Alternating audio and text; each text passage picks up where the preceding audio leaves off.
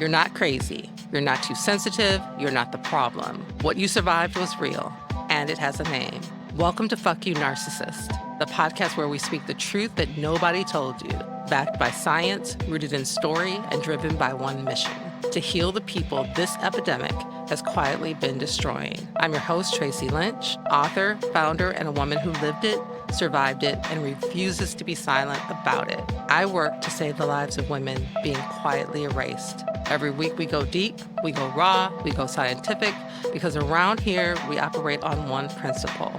The whole point is to take the energy you've pointed their way and use it to heal yourself. And to do that, we need to deal with facts, not feelings. Let's get into it. My sister's name was June Nicole, born January 1st, died January 3rd, 2026. 2 days after the birthday, she had spent her whole life celebrating with the people she loved. She was 53 years old. She was gorgeous, not in the way that sounds like a compliment people give at funerals to be kind. She was genuinely, arrestingly beautiful. Warm brown eyes that found the funniest thing in any room and lit up from inside. A laugh that was both musical and conspiratorial, like she was letting you in on a joke the rest of the world hadn't gotten yet. She cooked the way people used to cook, from memory, from love, from the kind of knowledge that lives in the hands rather than the recipes. She remembered every birthday. She showed up to every life moment that mattered. She was the kind of woman you wanted in your corner, in your kitchen, and in your life. And her dream, the one she had carried since she was a little girl, was to be a wife and a mother, to have grandchildren bouncing on her knees, sitting on her veranda in the shade sipping iced tea, to be at the center of a warm, loud, loving family. Instead, she spent the last decade of her life being slowly abandoned by her ex-husband and her 3 children, one by one, until there was almost nothing left. And then 2 days after her birthday, her heart stopped. I need to tell you about the medicine first, because this episode is not just grief. It is science. And the science is, in its own way, as devastating as the story. In 1990, Japanese cardiologist Dr. Hikaru Sato identified a condition he named Takotsubo cardiomyopathy. Takotsubo is a Japanese word for an octopus trap, a pot with a wide bottom and a narrow neck. He named the condition after the trap because of what the heart looks like during an episode. The left ventricle balloons out into that exact shape, wide at the base, narrow at the top, distorted, and under siege. Takotsubo syndrome, known as broken heart syndrome, is a sudden temporary weakening of the heart muscle that is triggered not by arterial blockage, not by genetic predisposition, but by acute emotional or physical stress, loss, grief, shock, fear, the sudden withdrawal of love. A 2021 study published in the European Heart Journal found that Takotsubo syndrome is significantly more prevalent in women than men. Over 90% of the diagnosed cases are female, and that the primary triggers are emotionally catastrophic events: the death of a loved one, a devastating betrayal, and sudden and unexpected loss. Or, the literature now documents with increasing frequency chronic, cumulative grief, the kind that builds over years, the kind that no single event, but instead consists of 1,000 small abandonments that knit together and become an unbearable weight, the kind that looks exactly like what June lived through. Here's what happens in the body when someone is chronically grief-stricken. Facts, not feelings. The hypothalamic pituitary adrenal axis, the HPA axis, is the body's central stress response system.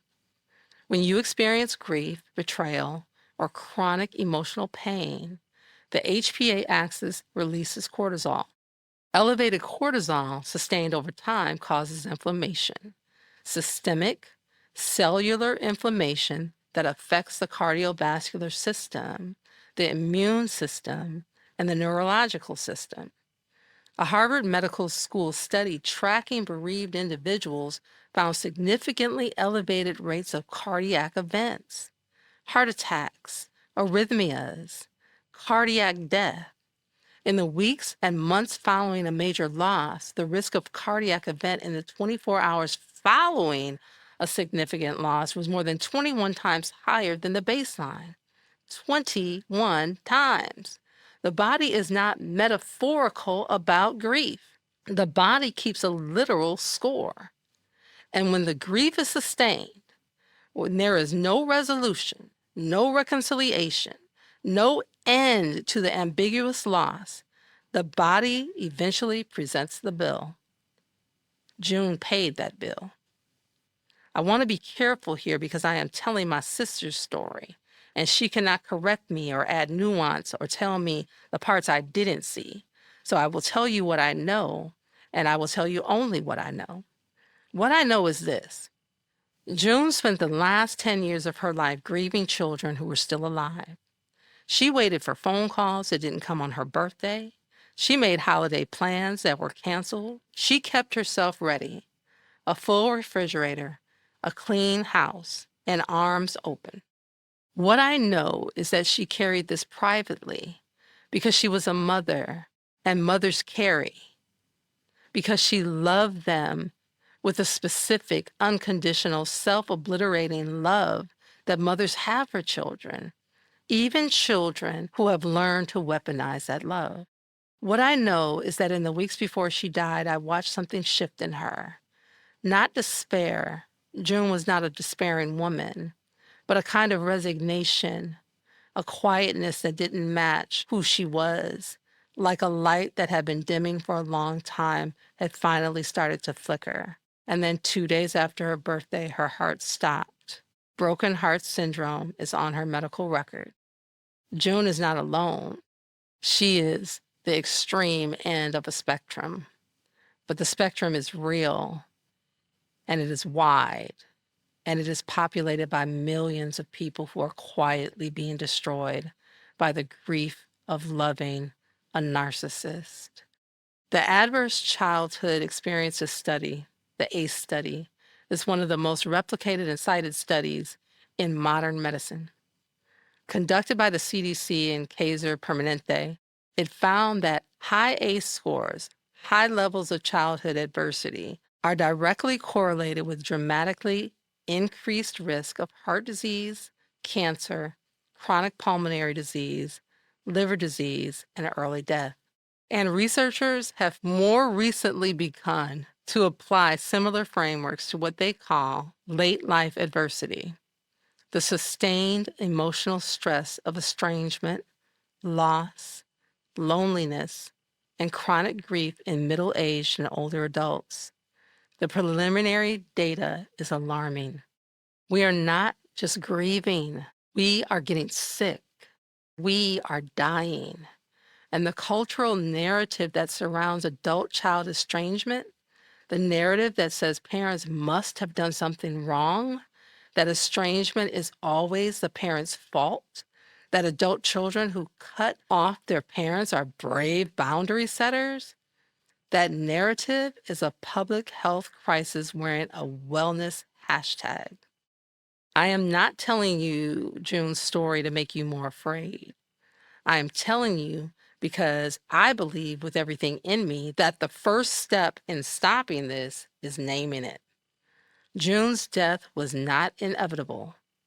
It was a result of a grief that was never adequately supported, never publicly legitimized, never given the community container it deserved. Because in our culture, there is no language for a mother who is abandoned by her children. There is no sympathy structure. There is no casserole brigade. There is just the private shame of a woman wondering what she did wrong. What she did wrong was love a narcissist with her whole heart. You have to take care of your body. I do not say this as a lifestyle tip.